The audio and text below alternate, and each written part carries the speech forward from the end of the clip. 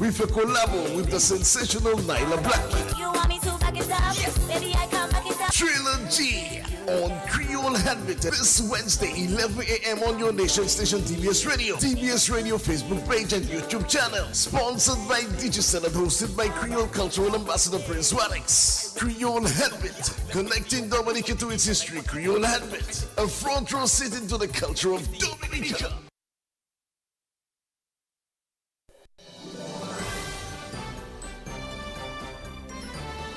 Fair and balanced, unbiased and clear, concise and accurate. This is the DBS Evening News. Here now is your presenter with the headlines. In the headlines, a Trafalgar man charged over 7 years with the murder of his brother has reunited with his family. In news from the region, CARICOM calls for the further removal of U.S. financial, economic and trade embargo on Cuba. And internationally, U.S. President Donald Trump declares a national emergency at border in first speech to the nation following his inauguration. Good evening, I am Leila Langford. Details of the news when we return. Here's a fun fact. In just 29 seconds, you can say goodbye to paper bills forever. Seriously, in 29 seconds. That's less time than this ad. Head over to discoverflow.co or visit us in-store and update your contact information now. By October 1st, your bills will be digital, easy to access, secure, and hassle-free. So what are you waiting for? This ad still has 2 seconds left, and you could have already gone paperless. DBS News. Welcome back. Making the headline this evening, a Trafalgar man charged over 7 years ago with the murder of his brother is reunited with his family after he was sentenced this morning to time served. Eustace Williams pleaded not guilty with murder but admitted to manslaughter. As Ronaldo Luke reports, the Director of Public Prosecutions, Shuma Darampal, said that based on the case circumstances and evidence, it was a manslaughter case and not murder. According to the facts of the case, on April 2, 2017, McGlaw was playing domino at a shop in Trafalgar when his brother arrived intoxicated and attempted to join the game. An argument ensued and McGlaw slapped Williams several times in the face. Moments later, William was seen walking with a stone which he used to strike his brother on the left side of his face. McGlaw was transported to the then Princess Margaret Hospital where his conditions deteriorated. Doctors discovered he had a fractured skull and he was admitted to the intensive care unit. However, he succumbed to his injuries on April 4, 2017. According to the pathologist, McGlaw died of neurogenic shock caused by severe head trauma. In his plea in mitigation, defense attorney Darius Jones urged the court to show leniency, describing Williams as a quiet, remorseful man with no prior criminal record. He highlighted Williams' cooperation with the police and genuine remorse, and also highlighted the significant delays in the case, noting that it took over 7 years to conclude the preliminary inquiry, which involved less than 10 witnesses. In her submission to the court, the Director of Public Prosecution, Shuma Darampal, categorized the case as manslaughter by reason of provocation, highlighting Williams' spontaneous reaction after being slapped and followed by his brother. She classified it as level B, medium, with a starting sentence of 20 years and a range of 10 to 30 years. She noted mitigating factors including Williams' previous good character, remorse, cooperation, and intent only to cause bodily harm and not to kill. Considering procedural delays, his guilty plea, and time on remand, the DPP recommended time served as the appropriate sentence. In his ruling, Justice Colin Williams determined that the case was manslaughter by an unlawful act, rejecting the classification of manslaughter by provocation. He noted that the death occurred during an unlawful and reckless act and categorized the offense as level C, medium, and established a starting point of 12 years. His lordship acknowledged the mitigating factors, including Williams' previous good character, remorse, cooperation, which he says outweighed any aggravating factor. This reduced the sentence by 2 years. Another 1-year discount was granted for procedural delays, and full credit of 1/3 was given to the convicted man for his early guilty plea. With Williams having already spent 7 years, 9 months, and 2 weeks on remand, the final sentence of the court was time served. Ronaldo Luke reporting for DBS News. Our thanks to Ronaldo Luke for that report. Chief Engineer at Dowasco, Magnus Williams, says work on a water improvement project for the community of Paybush is progressing well. Williams says the major component of the project is being funded by the Basic Needs Trust Fund. The project is valued at close to $2.3 million.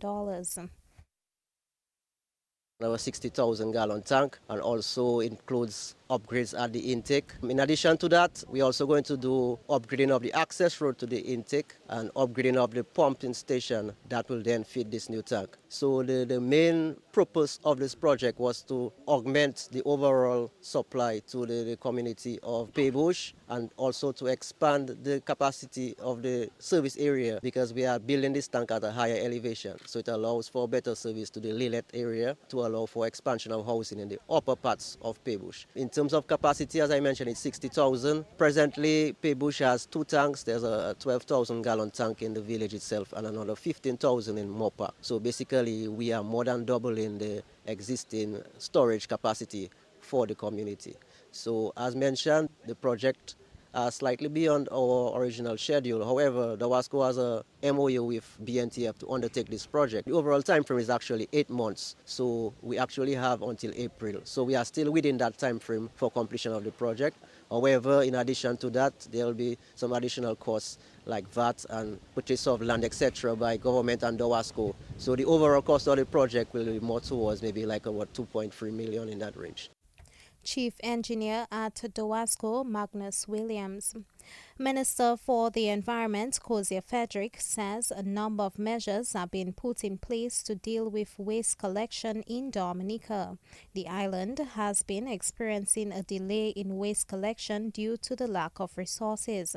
Frederick reassured Dominicans that government remains committed to ensuring that this issue is resolved in a timely manner. This is a serious issue that we're dealing with at the ministry. It's a national issue, as we say. And what we realize that we have older fleet of garbage collection trucks, and so we have to, in the immediate to midterm, acquire new trucks. And so that's going to be a big investment on the part of the government to ensure that the Solid Waste Management Corporation has reliable, brand new trucks to undertake these activities. This is a critical piece for us. These vehicles are in excess of $100,000. They are specially made, and so this is what we're looking at right now: purchase and bring in vehicles to assist. The second important piece, which is a piece that has to deal with a lot of policy and also getting the public to be part and parcel of this, there has to be a point, where we have to speak about the billing. How do we structure a collection of revenue from the various entities that produce the waste? We speak to the home, we speak to businesses, and also private and public sector areas.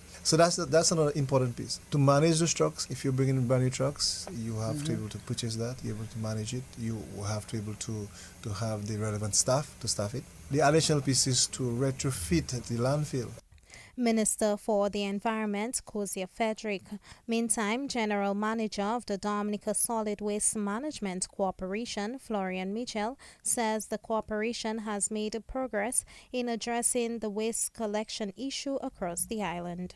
We've had significant gains in the last week or couple of weeks back, 2 weeks in December to last weekend. There was a apparent, you cannot say it's not sin, garbage accumulated in certain parts of the island, and even more so to the eastern part of the island. We had a serious backlog. As we speak, most of the areas have been rationalized or brought back to normal. It's just Cassibus. We have a little area in Cassibus that's been done through private sector engagement, and some elements in the Kalinago area, and all the Lapland, the Delices, most of the areas within the eastern part of the island has been regularized. So as of today into tomorrow, all the fraction that are remaining in those areas would have been cleared out. So from last week Thursday into the weekend, we've been utilizing our resources, private sector, Bobcat, backhoes, all the equipment of the state assets, ODM, public works, local government. So we had a cadre of equipment, state, solid waste and private sector trying to bring the situation under control. And as of this morning, as I said, it's just a little remnant in the Kalinago, Cassibrus and Pittsburgh good up. So between today and tomorrow, all the balances in those communities will have been addressed. General Manager of the Dominica Solid Waste Management Corporation, Florian Michel.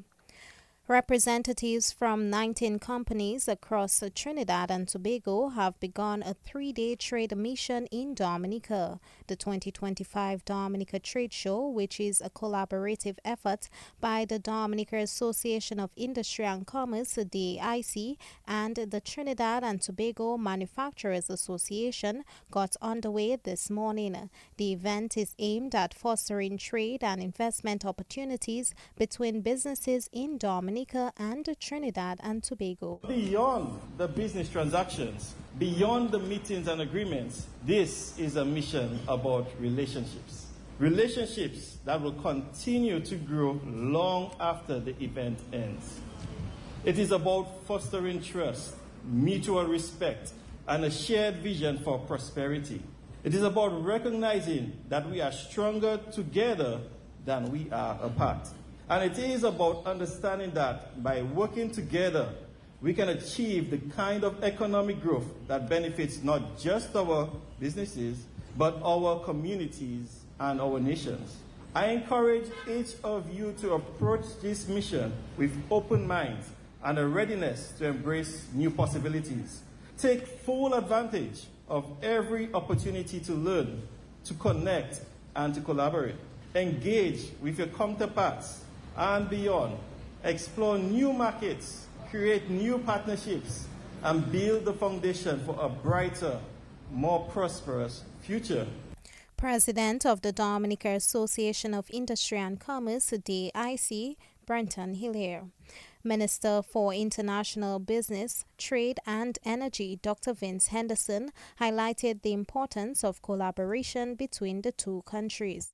But Trinidad and Tobago and Dominica, we have a long history and connection. And as far as culture is concerned, Dominica and Trinidad and Tobago, I think we are very closely linked. We have been able to maintain the calypsos. You are also our sole competitor with the real mass, Carnival. So we are connected in so many ways that I'm very happy we are meeting, looking at opportunities for collaboration, partnership, for the mutual benefit of all people. This is also within the framework of the Caribbean single market and economy. For our relationship to work, there must be mutual trust.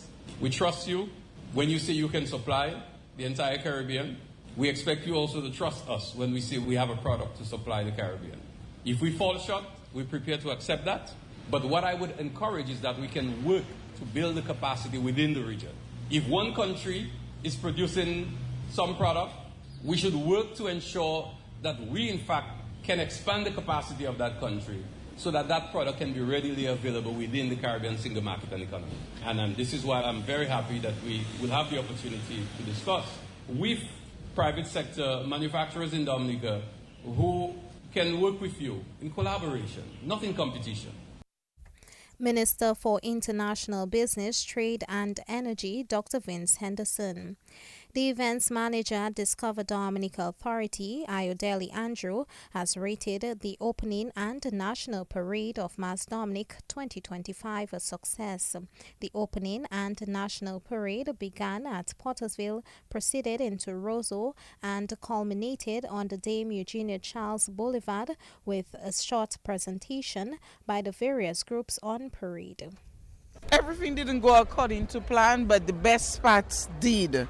And I think that was what we really wanted to do, was execute having the tribute to Frankie Bellot, and we were able to execute that.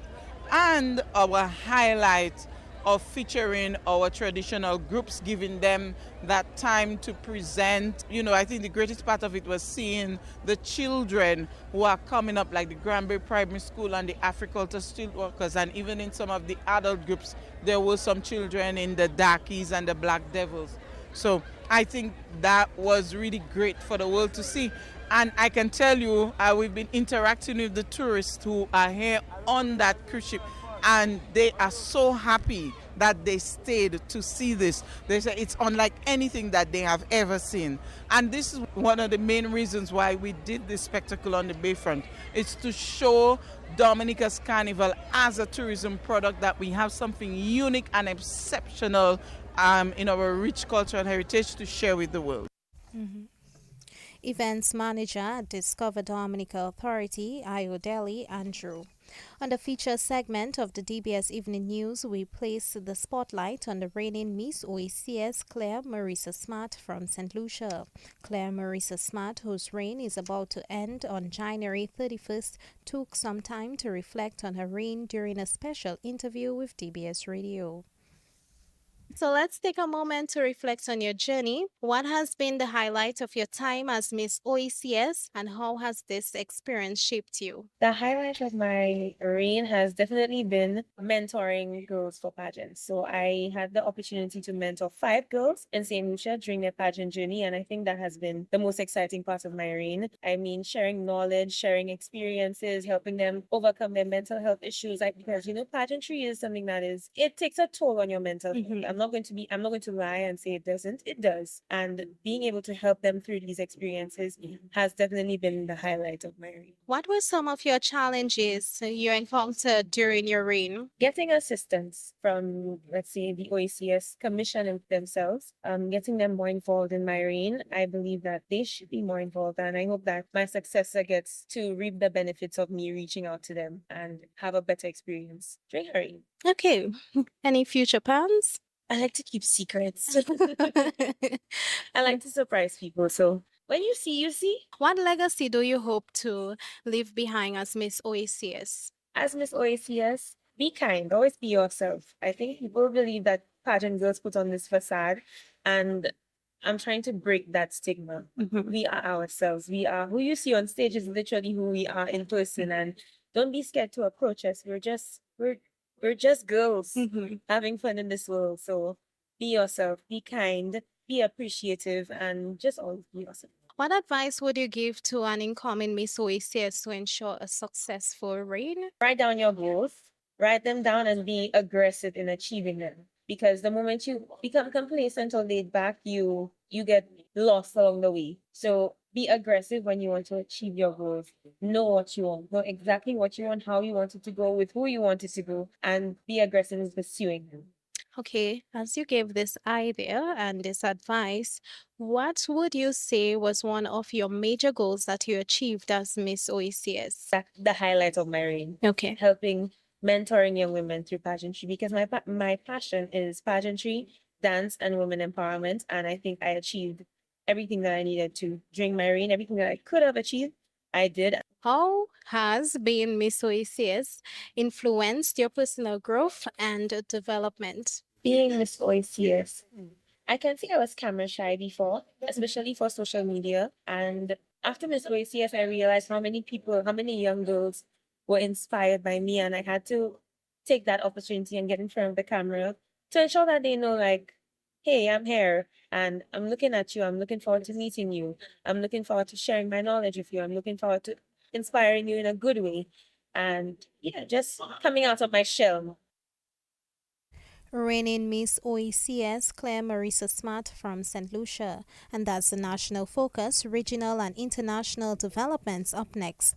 Here's a fun fact. In just 29 seconds, you can say goodbye to paper bills forever. Seriously, in 29 seconds. That's less time than this ad. Head over to discoverflow.co or visit us in-store and update your contact information now. By October 1st, your bills will be digital, easy to access, secure, and hassle-free. So what are you waiting for? This ad still has 2 seconds left, and you could have already gone paperless.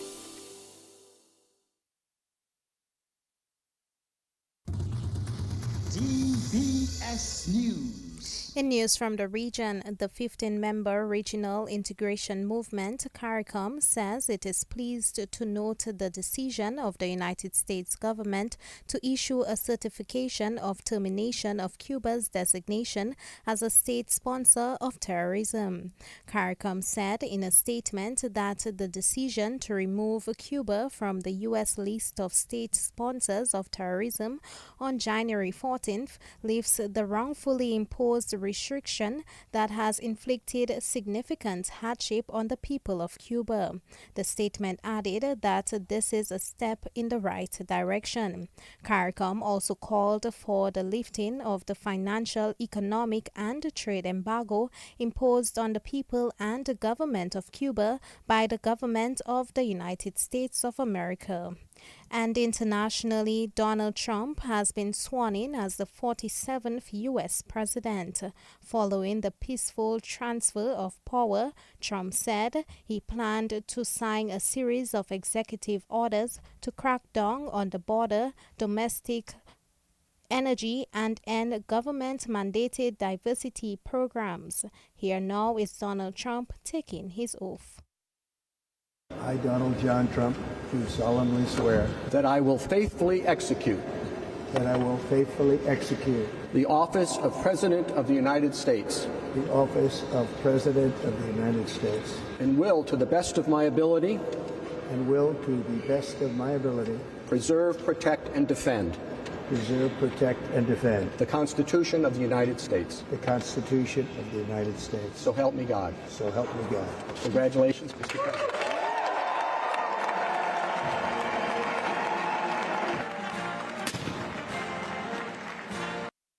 U.S. President Donald Trump taking his oath. And that's how we end the DBS Evening News. Up next is the DBS Evening Sports Report. Covering the nation and beyond, DBS Sports Report. Rudolph Thomas Enterprise in Portsmouth, your suppliers of building materials and hardware products. Over 20 years experience in the business. Rudolph Thomas has lumber and plywood, Portland and tile cement, steel rods, galvanized and fence pipe. And Rudolph Thomas can meet all your wire needs. Galvanized roofing sheets, doors, windows, toilet sets, face basins and bidets.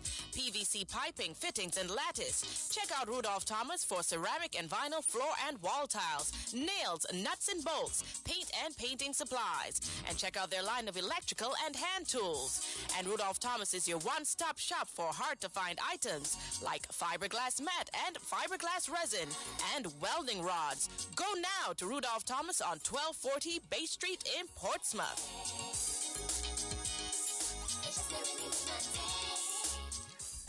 Welcome to the DBS Evening Sports Report. We now join Joseph Fadul with some Sports Division football results. Thank you very much, Layla Langford. And the Castleboro Secondary School defeated the Dominica Grammar School 3-1 in the lone match played today in the Sports Division 13 and under Football League at Newtown. Malachi Joseph scored a brace, 2 goals, and Jayani Murilaw won for Castleboro's Secondary. Tylen Theophil scored the lone goal for the Dominica Grammar School. Layla, it's back to you.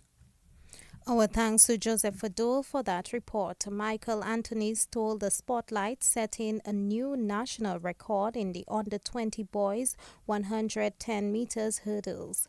Anthony, who is not currently attached to any club, accomplished the feat during the Dominica Athletics Association's second developmental meet on the weekend at the Benjamins Park. He ran a time of 15.4 seconds, breaking the previous record set by Julius Henry in 2008. Delani George from Aspire's club also set a new national record in the under-15 boys 80-meter hurdles. He ran a time of 12.1 seconds. The previous record was 12.73 set by Damian Frank in 2009. There were no qualifiers for the upcoming Carifta Games, but there were still some noteworthy performances. Aspires Athletics Club and Striders Athletics Club dominated the sprint events. Jarella Marcel of the Aspires Club won the under-17 girls 100-meter event, running a time of 13.3 seconds. Kamadi Victor, also from the Aspires, won the under-17 boys 100 meters. Daniel Fergus of the Striders took home the under-20 girls 100-meter event, and Abby Burton of the Aspires won the boys under-20 100-meter race in a time of 11.2 seconds. Former Olympic athlete Luan Gabriel won the women's 200-meter race in a time of 26.1 seconds. Abby Burton won the men's 200-meter race in a time of 23.3 seconds. In other sports, this evening, West Indies women's captain Hayley Matthews says her team has to continue doing the right things as they look to take an unbeatable lead in the 3-match ODI series with Bangladesh.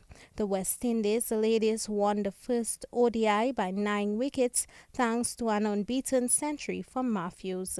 The Windies will meet Bangladesh in the second ODI in St. Kitts Tuesday afternoon. Obviously coming out here and wanting to have a pretty dominating performance, so yeah, I guess really happy with my own performance, but at the same time even happier that it could contribute to the team's success. Obviously coming into this series as the higher ranked team, we do want to go out there and I guess stamp our authority, so yeah, it's really good that we could get the One Love win to go up in the series, but yeah, still 2 more crucial games to go that are going to be very important for us. Yeah, well, we've obviously got World Cup qualifiers coming up, which is going to be super important, and this is the only ODI series that we do have before it, so this is, I think, really good warm-up, really good practice for us and really good preparation. So yeah, I think like tonight, once we can use it well, we'll be in good stead for the qualifiers. Yeah, it's obviously a great start to the year, but look, I think kudos to Kiana as well. What a day, I guess, to have her first ODI half-century, and she's been someone that's been coming along so well for the last 6 months or so. So it was really nice to share the crease for her and I guess have another really big partnership together. And yeah, hopefully it's just the start of things this year.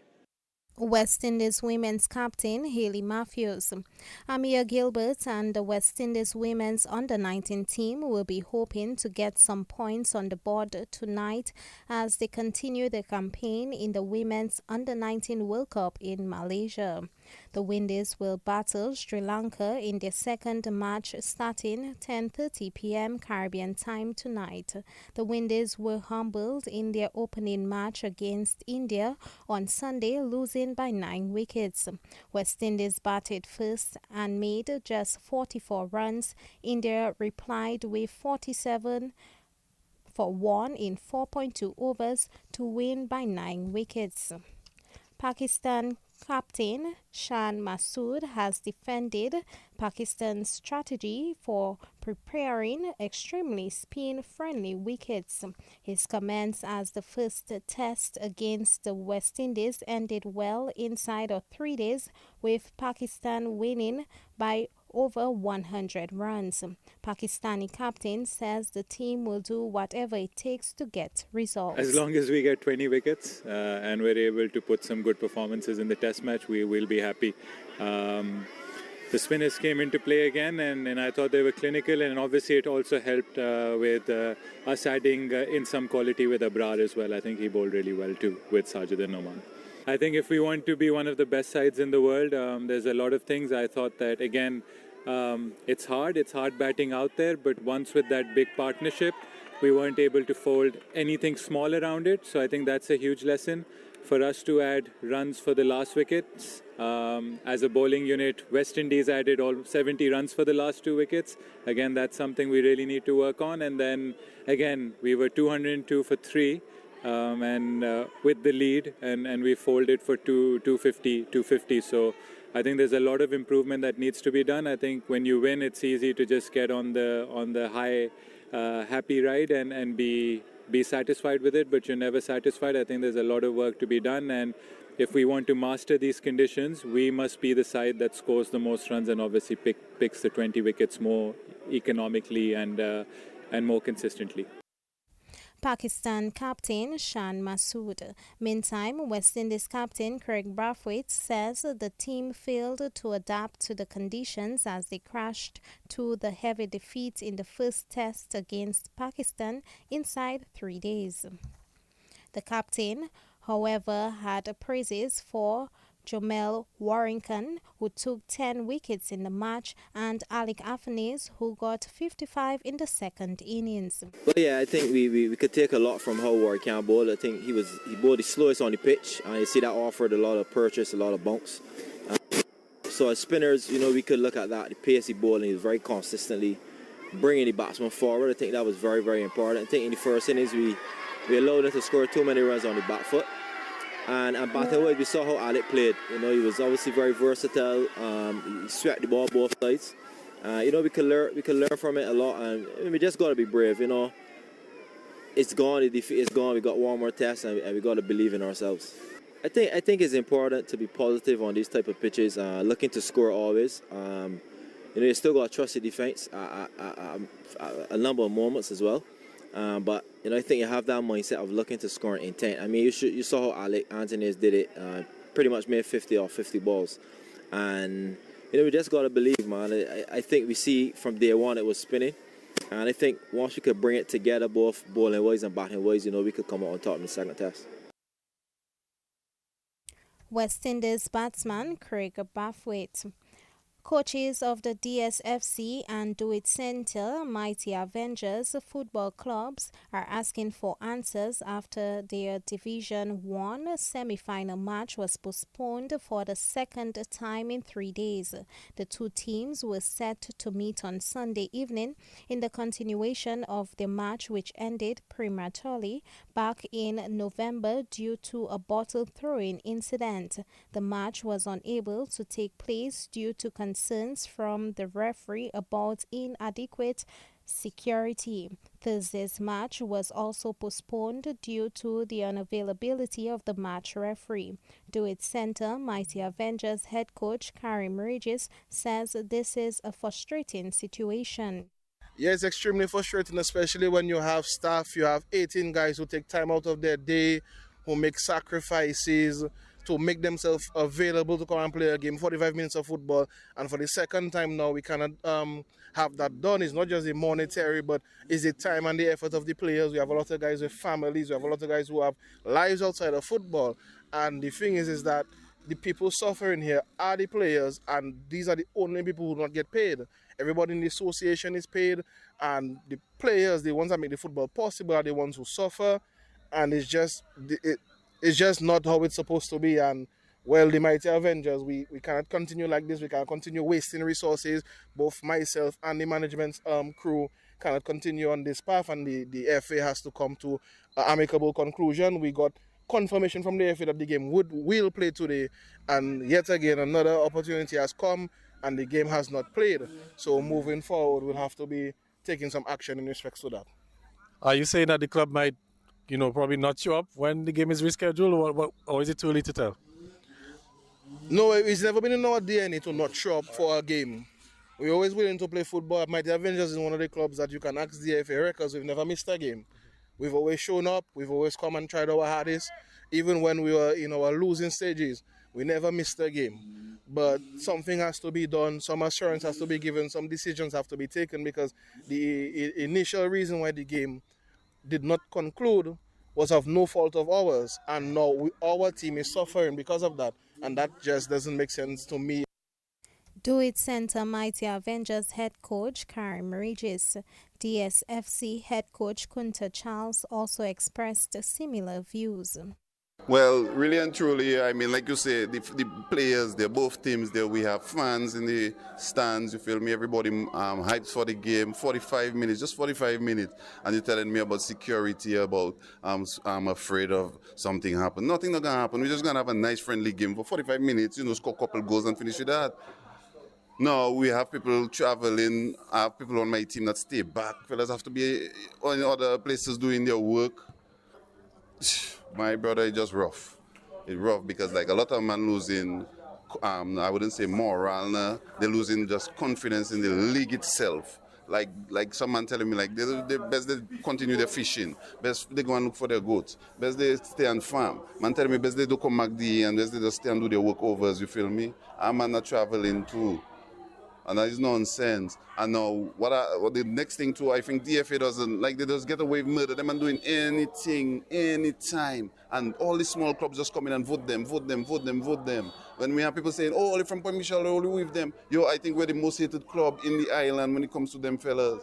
What would you have to say about the organization of the league? Because, the game was promoted since Thursday. Today is Sunday and there's no security in place. So what would you want to say about that? It's showing how poor the whole organization is. I mean, it's real poor, and they have to do better. DSFC head coach Kunta Charles. Meantime, DFA president Glenn Etienne says the DFA will have to meet to decide on a way forward. Well, first of all, Gavin, let me apologize on behalf of DFA to both teams that was present, the fans, because there are a few persons coming out to watch this game. I want to apologize to them and to let them know that we'll do all in our powers to see how best we can make sure that this game play. Because really and truly that is holding us back, because we want the game to play, because that is a semi-final game and we need a result that we can move on. I think the FA did all in its powers to make that game played, but due to circumstances beyond our control, that it didn't come through. We contacted the officials. We even asked for extra officials to come to the game. We contacted the police. We asked for extra policemen to come to the game. And here we are tonight that we fall short with the police security, and the reason the game couldn't play. So we're hoping that not too far from today that we can reschedule this game and have the game played. So, Ethan, do you think it's a case of a silent protest? Because Thursday, the reasoning for the game not playing was because of the officials. Sunday, it seems to be the security officials. And we're hearing talk that, there seems to be some issue with the security and also the match officials as it relates to the outcome of the disciplinary committee. Do you think that they may be taking some sort of silent protest? And if so, do you intend to meet with the relevant parties? Well, yeah, I don't want to say that too early, because I spoke to some of the officials myself. I spoke to the person in charge of the police, and they assured me that there would be police officers at the game. So I don't want to come to that conclusion and say it's a silent protest. And like you rightly say, I think it's fair that now, based on what transpired, that we meet with them and move forward. DFA President Glenn Etienne. And that's all we end the DBS Evening Sports Report and News. On behalf of the News and Sports Departments and our link person, Joseph Fadul, I am Leila Langford saying good evening. Rudolph Thomas Enterprise in Portsmouth, your suppliers of building materials and hardware products. Over 20 years experience in the business. Rudolph Thomas has lumber and plywood, Portland and tile cement, steel rods, galvanized and fence pipe. And Rudolph Thomas can meet all your wire needs. Galvanized roofing sheets, doors, windows, toilet sets, face basins and bidets. PVC piping, fittings and lattice. Check out Rudolph Thomas for ceramic and vinyl floor and wall tiles, nails, nuts and bolts, paint and painting supplies. And check out their line of electrical and hand tools. And Rudolph Thomas is your one-stop shop for hard-to-find items like fiberglass mat and fiberglass resin and welding rods. Go now to Rudolph Thomas on 1240 Bay Street in Portsmouth.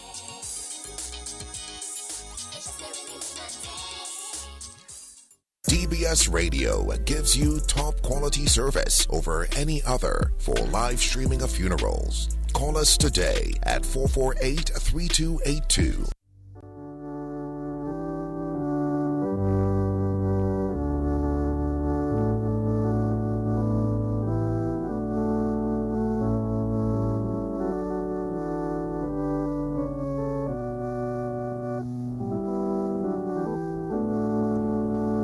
Good evening and welcome to the evening edition of the DBS Radio Community Bulletin Board. It is the 20th day of January 2025. We begin with the evening edition of the DBS Radio death announcements on the Community Bulletin Board. We announce the death of Shirley Stevens, age 79, of Massac. She died on Friday, the 17th of January at the Dominica-China Friendship Hospital. The funeral arrangements of the late Shirley Stevens of Massac will be given in a subsequent announcement. We announced the death of Joseph Saint-Ville, better known as Kikik, age 80, of Boetica, who resided in Dalis. He died on Sunday, the 12th of January, at the Dominica-China Friendship Hospital. The funeral arrangements for the late Joseph Saint-Ville will be given in a subsequent announcement. The management and staff of DBS Radio, the nation station, extends deepest condolences to the families of the late Shirley Stevens and Joseph Saint-Ville. And now, your community bulletin board.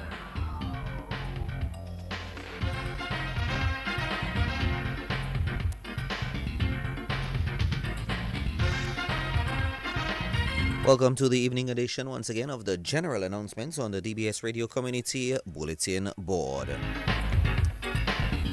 Doasco informs customers in Geneva and Pichelin that their water supply will be interrupted on Tuesday, the January 21st, 2025, between the hours of 9 a.m. and 3 p.m. This interruption is necessary for the purpose of carrying out system maintenance. The WASCO regrets any inconvenience caused as a result and thanks customers and the general public for your cooperation.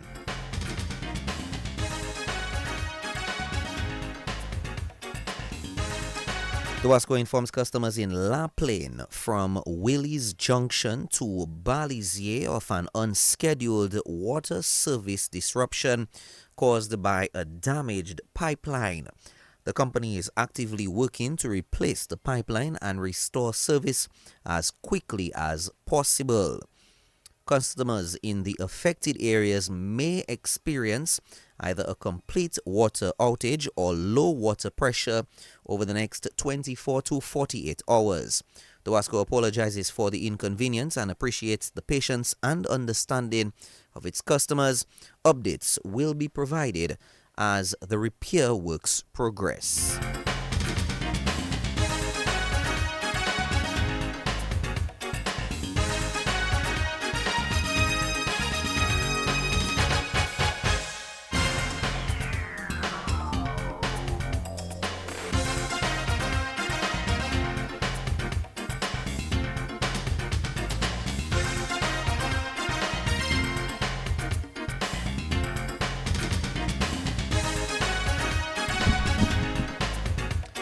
UE announces continuing and professional education courses in the following starting on the 27th of January 2025.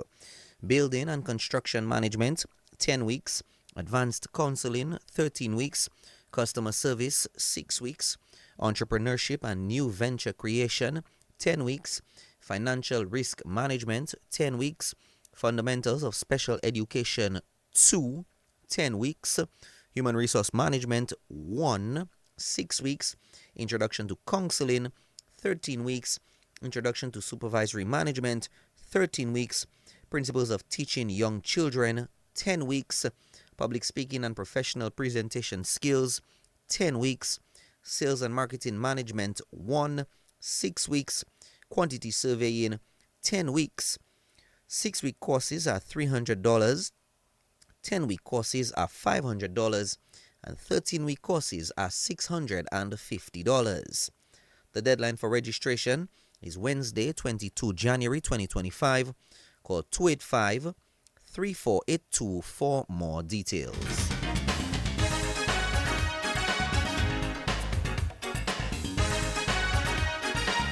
National Bank of Dominica Limited notice of nominations for Board of Directors. In preparation for the 20th Annual General Meeting, shareholders of NBD are invited to nominate suitable individuals for election to serve on the Board of Directors. All nominees must meet the fit and proper requirements outlined in the Banking Act and its amendments of the Commonwealth of Dominica and all relevant regulations. To support the bank in achieving its strategic objectives, shareholders are encouraged to nominate candidates with expertise in one or more of the following areas: human resource, business acumen, corporate governance, marketing, legal expertise, information technology and information management, risk management oversight, strategic management oversight, finance, financial literacy, financial oversight as well. Please submit your completed nomination form to the Corporate Secretary's Office by Tuesday, January 21st, 2025. No late submissions will be considered. Shareholders can collect the nomination form at any of NBD's branches or by downloading the form at the bank's website at www.nbdominica.dm. All nominees must sign the nomination form and provide their resume and a short biography. For further information or assistance, please email the